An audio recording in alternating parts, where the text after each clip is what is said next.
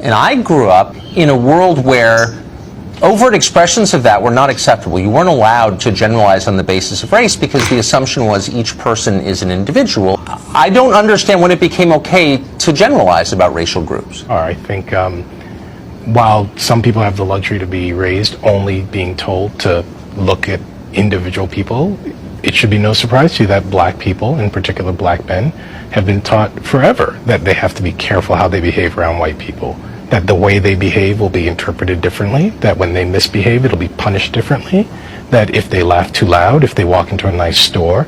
So with all due respect, Tucker, what was true for you has never been true for lots of people. I mean, there are a lot of ways to respond to that. One, on a factual basis, and in truth, in a lot of places in this country, the main threat that African Americans face is not from white people, as you perfectly well know.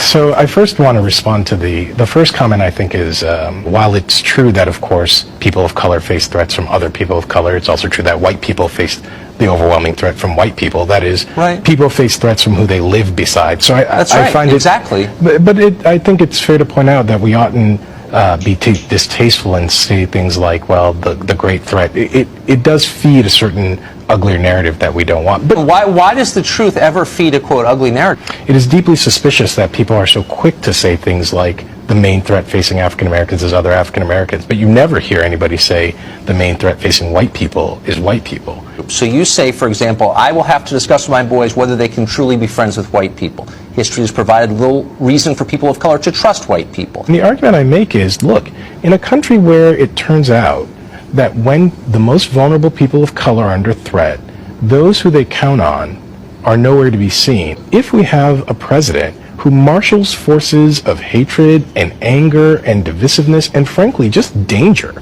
if the people who call themselves your friends are not going to push back against that, then maybe you can tell me why it is I should trust those people? Well, when those who count themselves as your friend see that others put you in danger, right. It is their opportunity to prove they're your friend. It's fine to be friendly with them, but these are not your friends. We live in a country where we oughtn't pretend that these divides have not consistently been on racial grounds. And we see that over and over and over. That's true. When, I agree. When black people are in danger from, say, addiction, we get policing. When white people are in danger from addiction, they get rehabilitation.